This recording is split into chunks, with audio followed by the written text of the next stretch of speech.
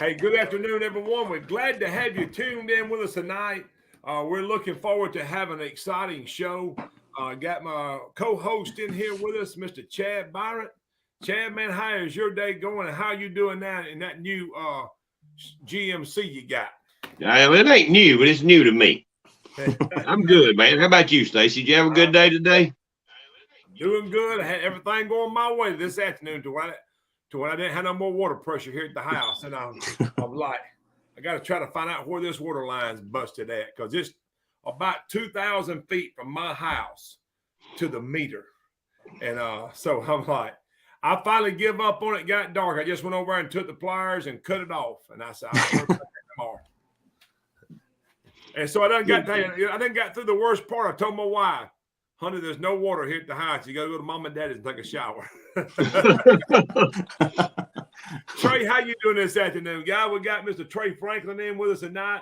He's out there from Lake Texoma. He's a fishing guy there. Trey, glad to have you in with us tonight, man. Introduce yourself and tell a little bit about yourself. Yeah, man, I'm glad you guys have me on here. Like I said, I'm Trey Franklin from Denison, Texas. Fishing guide service, tight line guide service on Lake Texoma. I've been running with target trophy blue cats and stripers mainly this time of year. So that's what we're doing right now. Yeah, we're going to be talking fishing. Let Trey tell us a little about what he does on his fishing guide. We're going to also talk a little bit about just a couple of weeks ago, they had had a little major league style fishing competition out there on Texoma. The Cat Masters put this on. He was one of the competitors there in that. Get a little bit of tell about that. So as y'all getting tuned in with us tonight, I want y'all to do this for me. Tag a couple of friends that you know, invite them into the program. We'd appreciate that very much. Chad, what you got, man? You got anything else? Man, no, I'm ready to start talking about fishing. Well, let's talk about we fishing get ready to get started. I'm gonna let Trey get started tonight. Trey, you a fishing guide there on Texoma. Tell a little bit about your guide service and the species and stuff that y'all fish for, and just what you offer. Yeah, so like I said, we mainly target blue cats and striper on Texoma. We also do a lot of sand bass and white bass fishing. So our main targets right now this winter. Trophy blue cats.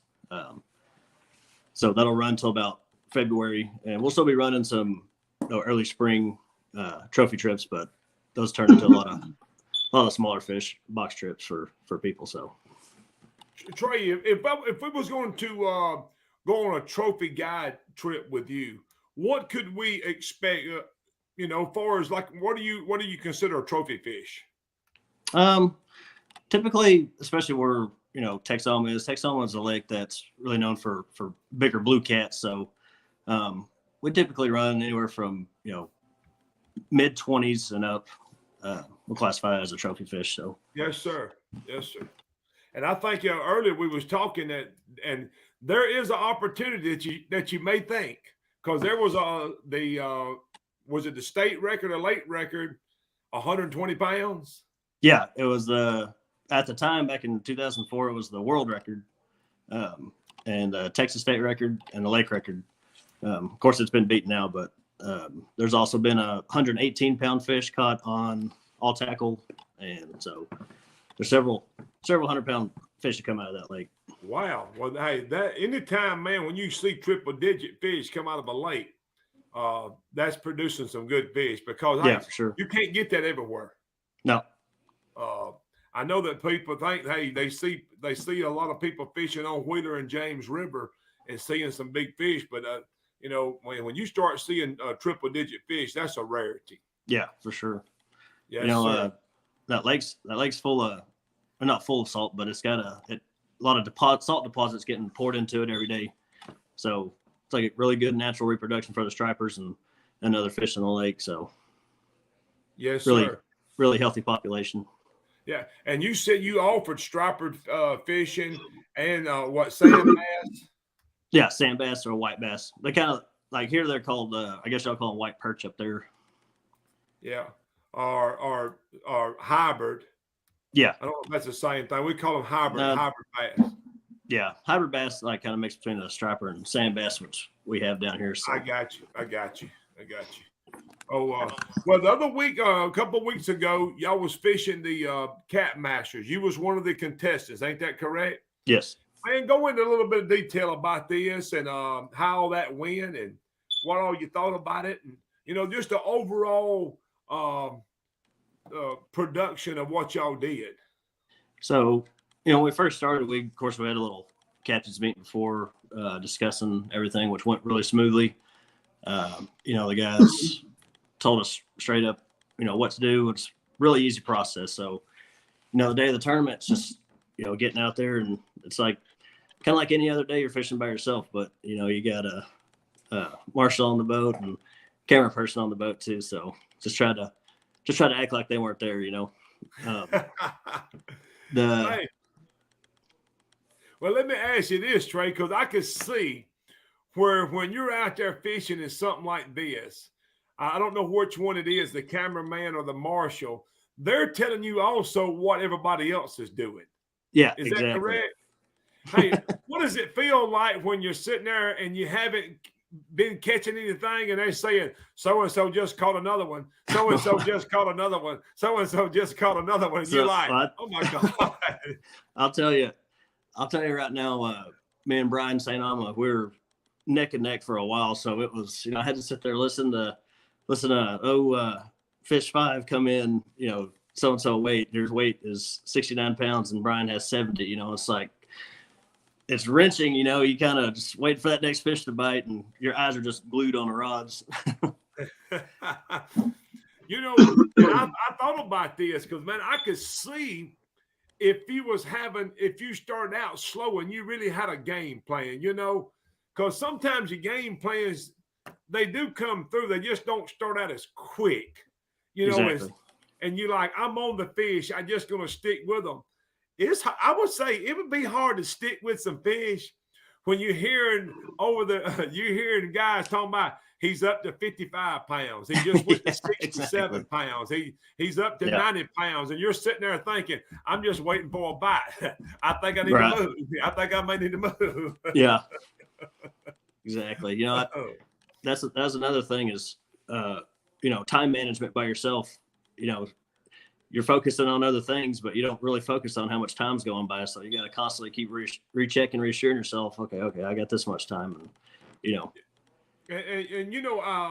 Trey, I don't know for everybody else, but I fish a lot by myself. I have virtually fished my whole entire life by myself.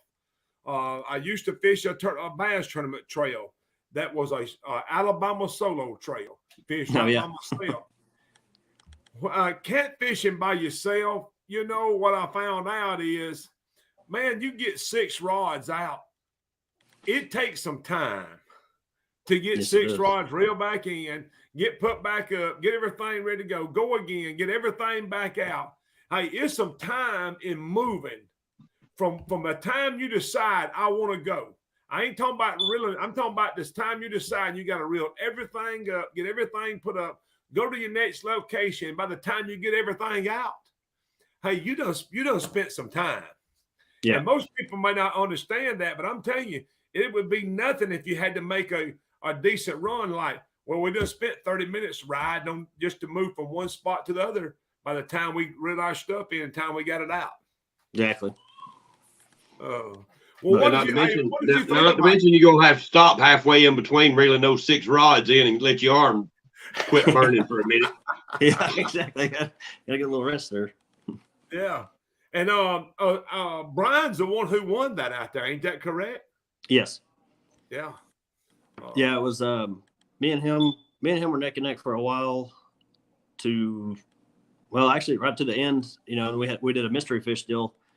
So we didn't put the weight of the fish in, or tell anybody that we had it if we had one, and then weigh it in and accumulates to your total points by the end. And then Kylie Baldwin, she weighed in a really nice fish there at the end and jumped in front of me to get second. So it was Brian got first, Kylie, then me. Oh, and Nathan Trimble just come on here and said, it's hard to net a big fish in current by yourself. Hey, Nathan, it is very, very hard. Yeah, for sure. That's for sure. You get up there, man, with that current moving, and I don't know about y'all if you've ever you fish on a lake or a river that's got some current, and you get him up there and you're holding your rod like this, and you go to bend over to get him, and every time you bend over, the rod He goes further away. I'm not going to ever get this fish. Hey, and somehow or another, Chad, them catfish is smarter than what you give them credit for. Because somehow or another, when you get to the top, he opens his mouth up and the like a bucket, like a parachute, and you're like, oh man, like a 5-gallon bucket. Yeah. Hey, I'm like, just swim towards me.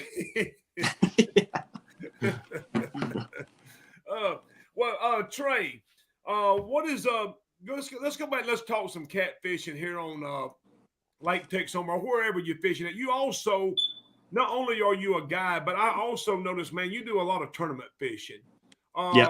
Tell us, if you was going to go tournament fishing tomorrow, how do you prepare for what is some of your strategies? Say, hey, I've got to get there so many days before.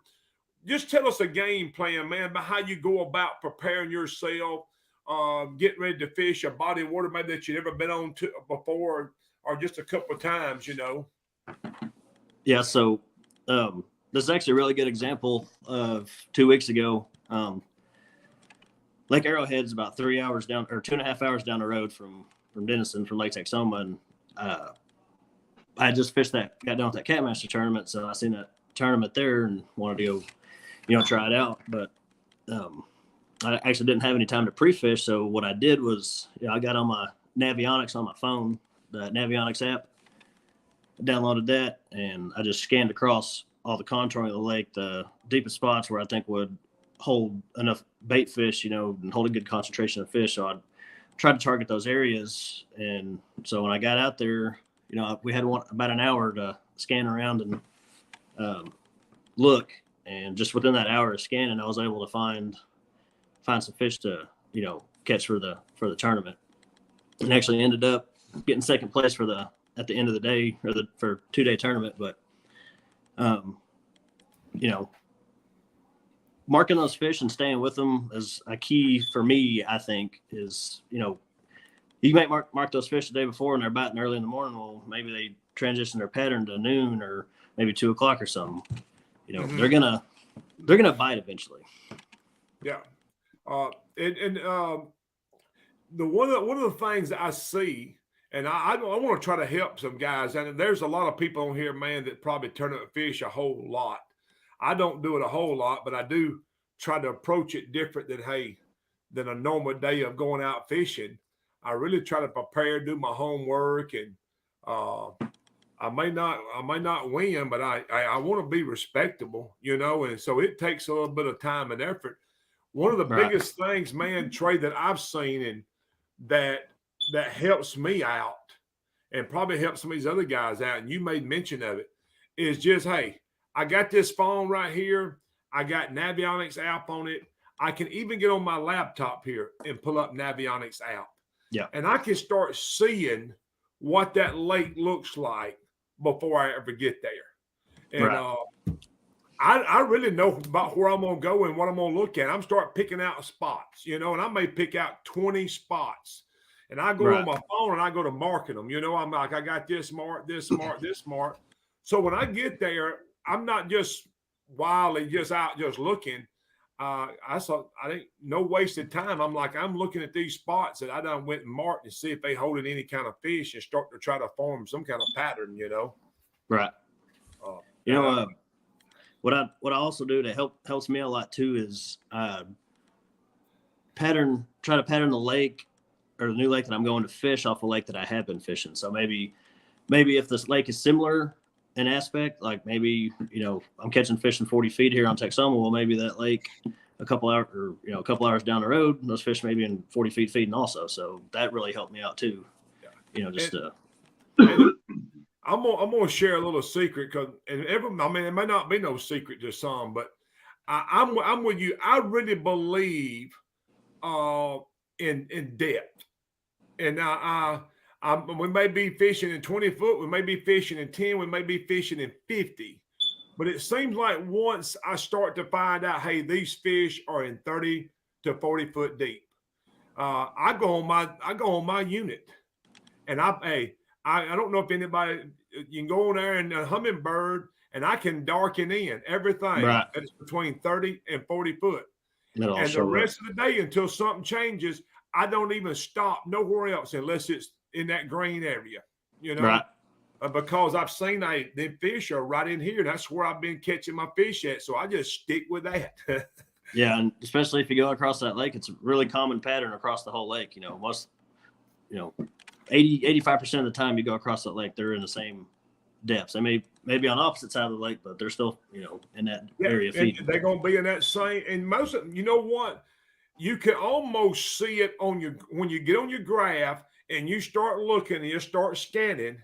You're going to start seeing, hey, these fish are in this column right here. Right. Yeah. And it was a couple of years ago. Me and Joey done really good in the tournament, and it was just we stopped in two places, and the second place we stopped and we caught fish in one place, we caught fish in the second place. But I said we caught them at the same depth. I just went in my unit and greened in everything, in that sort of give or take a couple feet. And I'm like, If it ain't green, I ain't stopping. Exactly.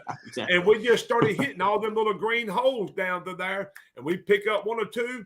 And I noticed we would stop and catch one or two fish, and we wouldn't get no more bites. I told Joe, I said, one or two fish, if they ain't bit by the 15, 20 minutes, we go into the next green hole. Yeah, there you go. Joey must have been pulling anchor that day. Well, that's why we moved so many times.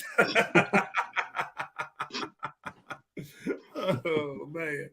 Well, hey, what's one of your when you're dragging baits? You do a lot of dragging. Yeah. Tell So Texoma's really like it's an old river channel lake. And they impounded it. There's not a lot of structure in the lake, but there is a lot of deep drop offs. It's a perfect lake for dragging baits. So I use Dirty South dragon weights, and the way those weights do, they help stand straight up on the bottom there. So whenever I'm going across these ledges and big drop offs, they're just helping ride up those ledges. So, like I said, us dragging, we typically try to stay on the deeper channels where, the fish are hanging out at, but, it's a lake that you don't really get hung up on a lot. So you can really, really use the boat to your advantage where you want to be at, Yeah, that does make a big difference when you're dragging baits. Yeah, for sure. Chad, you might have quiet on me tonight, man. Man, I'm just sitting back listening. I'm taking it all in, bud. Tell us a little bit about your setup, though, about what speed you like to drag, what you bait, and all that fun stuff. So right now with the water temperatures getting down, our temperature is around 52 to 53 on surface temp. You can see the shallow water getting, 3 to 5 degrees cooler. A lot of the fish have moved down to the deeper water, so I'm not dragging baits as slow as you would for a wintertime, but I'm staying about 0.3 to 0.4 right now. But I notice whenever I go kind of pop the baits up to 0.7, I'll get a reaction strike a lot. So I try to do that, slow down, speed up, and then try to vice versa, figure out what I'm doing. Trey, let me ask you this. Have you noticed, is there a certain temperature as it's dropping down? And I don't know, it may be like where I am here. We don't hardly ever see much below 48 or something. But have you noticed that once you get to a certain temperature, hey, this just starts to get really, really slow? Yes. Yeah. So about 45, 46 degrees here. It's just like nothing happens. Yeah. And on the river system I fish on, seeing something below 50, is something that's it's done got cold here in the south when it's done that. I live down here close 100 miles from the Gulf, but I have noticed where I'm at. I'm like, when that water temperature goes below 48, I'm like, guys, anchor on the spot and just sit for an hour. Because I'll tell you, it gets really, really slow. Yeah. That's what we're doing in the wintertime. If we're a lot of the places on Texas are a lot of flats. So, it's anchoring up. You got to really pinpoint those fish. But if you, can keep your boat slow enough, and if you're dragging baits or planer boards, being able to get them out far enough, you're doing good. Just try to speed up, get your boards way out from the boat. And then as you're gradually slowing down, it's kind of like they're on anchor, but you're just barely moving that bait. Yes, just creeping right on along. Just creeping with them, yeah. Yeah, and that's what I do. When it gets down cold like that, I know some guys here ask all the time, but how do you drag baits? I drag baits all. If I'm on a lake where there's very little current, I drag baits no matter what. Yep. I just slow my boat down. I'm just like, exactly. Hey, as the song said, I'm just creeping. Yeah.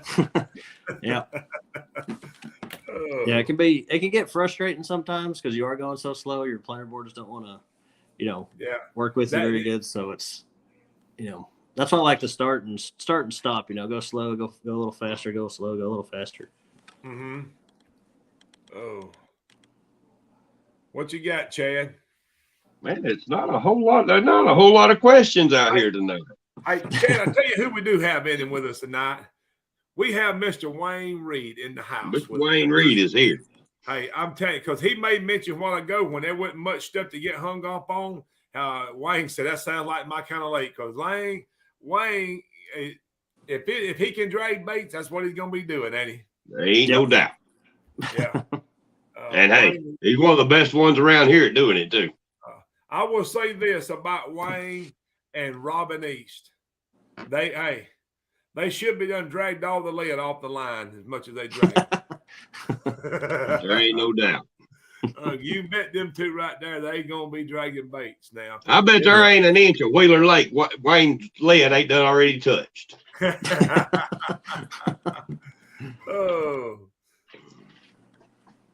Nathan Trimble said, I was catching fish 2 weeks ago in 4 foot of water, dragging at 4.5. Wow. Yeah. And, Trey, the first time I heard about, when I talk about shallow fishing, because I hardly ever fish anything less than 10 foot. If I tell you I'm fishing shallow, you can say, well, he's fishing somewhere around 10 foot or 10 to 20 foot. That's what he calls shallow.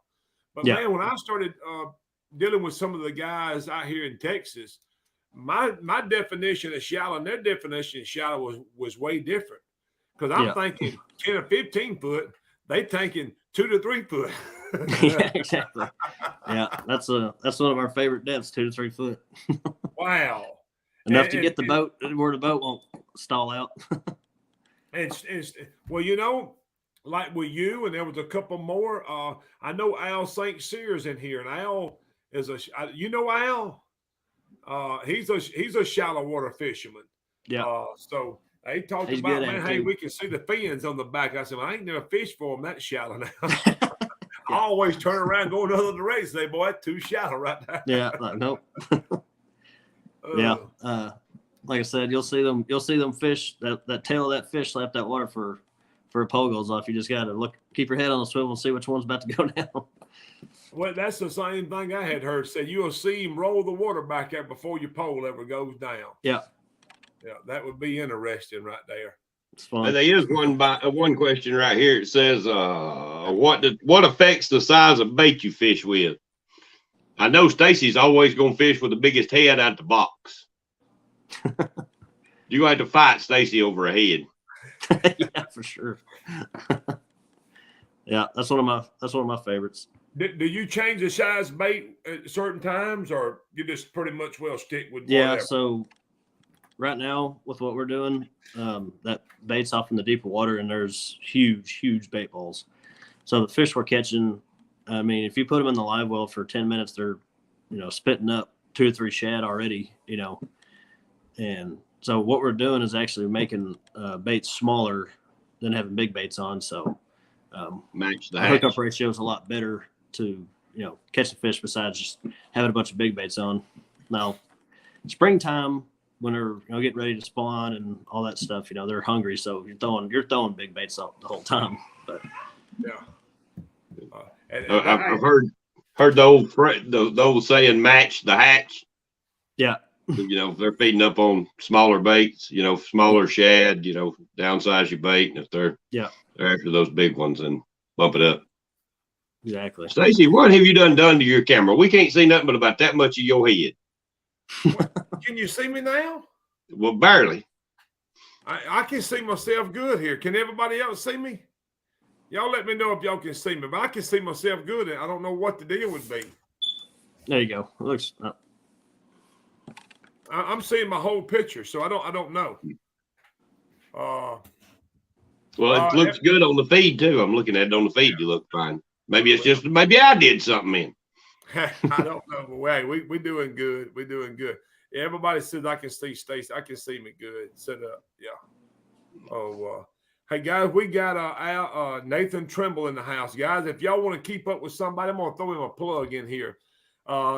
Nathan has a TikTok page. He's on Facebook. Guys, if you want to follow a guy and learn some fishing tips, y'all go in here, follow Nathan Trimble. Watch him. He's on YouTube. He's got a bunch of social media stuff. A really good cat fisherman. Fishes a pile of tournaments. Chad, we might need to line him up to get him on here. Yeah, we'll get Nathan on here. First of the year. But he fishes a lot of tournaments, and the guys, somebody to follow, keep up with. Nathan Trimble's a great guy to keep up with. And there is a question here. Chad Vice said, what kind of spots do y'all like to fish when the river has a lot more current than normal? Go ahead, Trey. Oh, sorry. So we don't have a whole lot of rivers around here, so I'll typically have to go down to either Helena or Memphis to actually fish a big river. The rivers we fish here, we don't get to do a whole lot of bumping. It's mostly anchor fishing. So, the anchor fishing out here, what we do on the rivers is, typically we just get on a seam, anchor up on a seam, and where there's an eddy or some backwash where some bait could be flushed off into. We're throwing some baits out in the seam, and we're throwing baits off in that shallow, calm water. And I really, and sometimes it works. Hey, I ain't saying it's a fix-all because sometimes it just does not work. Man, I love to anchor, but I like to also anchor in particular area. And I'm looking for, I call it that sweet spot. And I will literally move my boat over just 3 or 4 boat length widths to get in that sweet spot. I don't want to be in the current, in that swell current. If you find another place that's coming in, I don't want to be too far over into it. I want to be right there on the edge where I got just enough current from that swift stuff to hold my boat straight without the other stuff trying to turn it around. I'm like, this is where I want to be at right here. Yeah. And I would literally move my boat sometimes. I'll pull the anchor up and say, we need to move over just a little bit more. I ain't quite where I want to be. And I look for that trend. I call it that transition seam, that little current seam where it starts to make that transition at. And hoping them, my thinking is them fish is going to move out of here. A lot of times it'll cause some kind of back current and stuff. And I'm thinking that trash and them bait fish is done washed over in there right out of that current. And that's what I always like to try to look for. Yeah. And it seemed to work pretty good for me, I mean, it ain't a fix all, but it seems that's always my go-to thing. Yeah, I like to try to find a current break, whether that be a point or something that's going to have a little break in behind it or some structure. They're going to get tired of fighting that current all the time. They're going to look for something where they can get them a little bit of rest and ambush some baits. So, I'll look for structure or a current break or a rock pile or something like that. Right. And I will say this also, and I would encourage you to try this because it seems to also be another good thing. If you move from a current seam, if that water is, and I'm talking about when it is moving and it's starting to rise up and it's almost level with the bank, I'm going to get closer to that bank as I can get. I mean, I have tied my boat up to the trees that's hanging over and be that close to it because it seems like them fish are just, I don't know. I don't know if they get over by that bank to help get out of the current, or they get over by that bank to try to catch that trash coming out of the woods. I don't know, but it just seems like to me I do pretty good with that. Yeah. And when the water's up, those fish will move into shallow water. Yeah, yes, Right. they will. There's a lot of things you just They'll move into notice. the backwaters. Well, there's a lot of things you learn over time, and one of them is if you'll notice when the water, when it's flooded, you can always catch them shad in backwater. They'll be back there, and that should be a clue. If them shad's back there, there's probably some fish back here. Yeah, I agree with that. Yep. And the Mississippi River will teach you that quickly because those fish move. The Mississippi River will teach you a lot of things you did not know and still don't know. There ain't no doubt. But hey, I still love fishing that river. Yep. It's a challenge. I still love fishing that river. Hey, it is, and that was one of them places. The first 2 or 3 times I went over, I caught very little to no fish. And last year, 2 years ago, at the MRM, hey, I caught the limit. I was so happy. I don't know what I got, but I caught the limit. I ain't never caught the limit in a tournament over here. Hey, and turn around and done it again this year. So I feel like I got a little confidence in myself. You know what I mean? Yeah, that's an accomplishment, actually, getting fish, on the boat out there. Hey, I've been out there Trey, 2 or 3 days in a row, not catching nothing. Trey, you know what?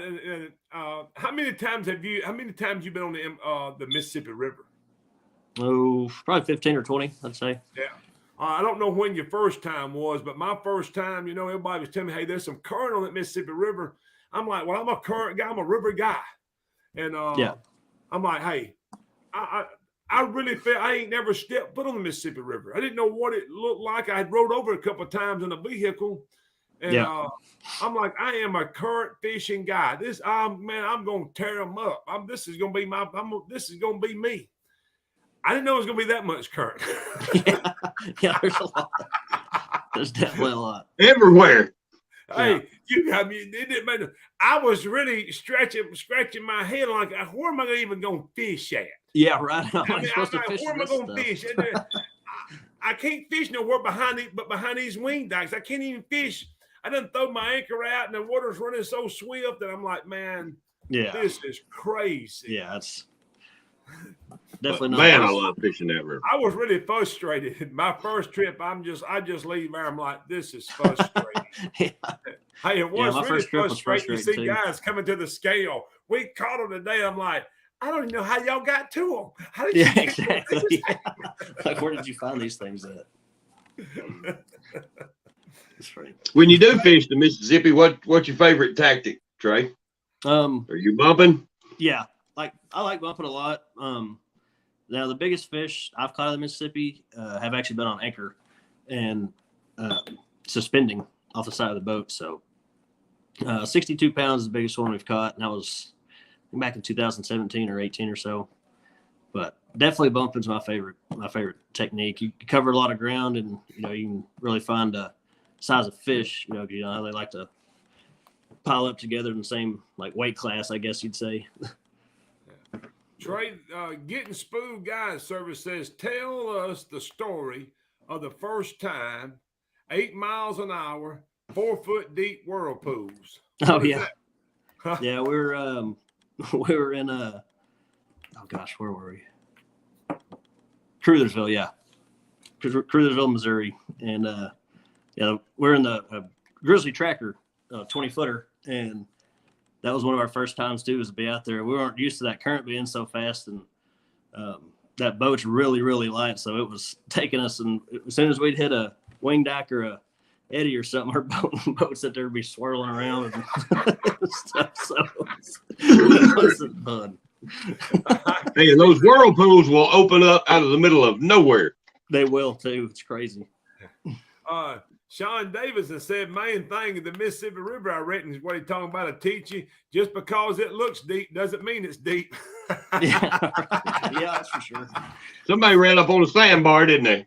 Yeah, I man. guarantee you. Those things come out of nowhere too. Hey, you out in the middle of nowhere, current just ripping.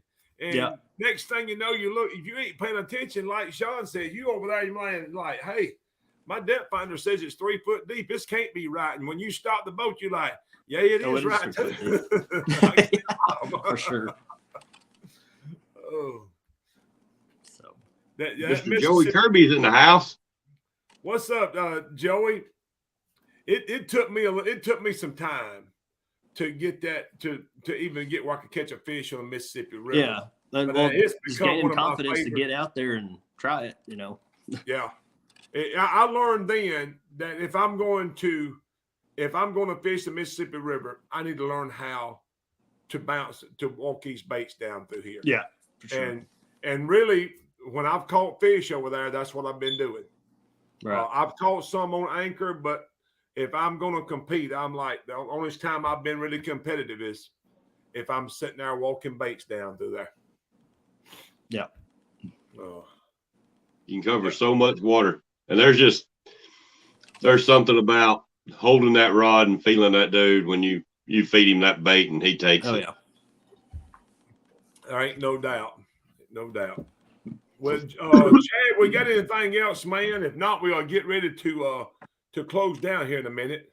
I don't. Just everybody keep Joey's niece in your thoughts and prayers. I think she's a little in the hospital and not doing too good.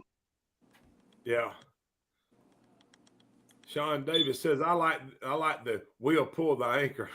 Hey, I always like that, Sean. Somebody else pulling it up. Yeah, if the current wasn't so bad in Mississippi, it would be easy to spot lock out there, but trolling motor batteries are dead in an hour. Well, and I'm going to go back to this. My first trip there, I realized I didn't have a big enough trolling motor. I didn't have enough batteries. And I got my trolling motor running wide open. And I'm like, I'm still just flying down the river. Flying backwards, yeah. Yeah, I'm like, man, my trolling motor ain't big enough. I ain't got the equipment to pull this off. I just can't do it. Hey, Stacy, we had our 24-volt trolling motor going year before last down in Helena when it rained so bad, and it wouldn't slow us down enough. John put the big motor in gear and just held us there with the big motor so we could bump baits. Yeah, there you go. Hey, whatever works. Yeah. If you've never been on the Mississippi River, it is a challenge. There ain't no doubt. That's for sure. And there's some guys, man, the Massengills and old Jeff Dodd and them, hey, they got it figured out, boy. They do really good on that Mississippi River. Really good at it. George Young Jr. and them do a good job. Mm-hmm. Hey, Trey, we're gonna get ready to knock off of here, man. Hey, tell you how to get in touch with you on your guide service. And before we go, so like I said, my guide service is Tight Lines Guide Service on Lake Texoma. You can type at Tight Lines _Red River on Facebook and it'll pop up. My number is 903-267-3293. Call or text and I can get you set up. So guys, if y'all looking for a guided trip out on Texoma, you can get a hold of Trey. Trey, you up on Facebook and up under Trey Franklin. Ain't that correct? Yeah. Yeah, so y'all feel free to reach him there. Chad, you got anything else you want to say before we get off of here? Man, I just want to tell everybody have a Merry Christmas. We decided we're taking off next week, right, Stacy? Yeah, we will not be on here next week. So everybody have a Merry Christmas and good New Year, and I appreciate y'all. Yes, sir. Hey, y'all have a blessed day. Merry Christmas. Have a happy New Year. May you have a prosperous New Year, and we will see y'all in a couple of weeks. We'll be right back on here. God bless y'all. See you guys.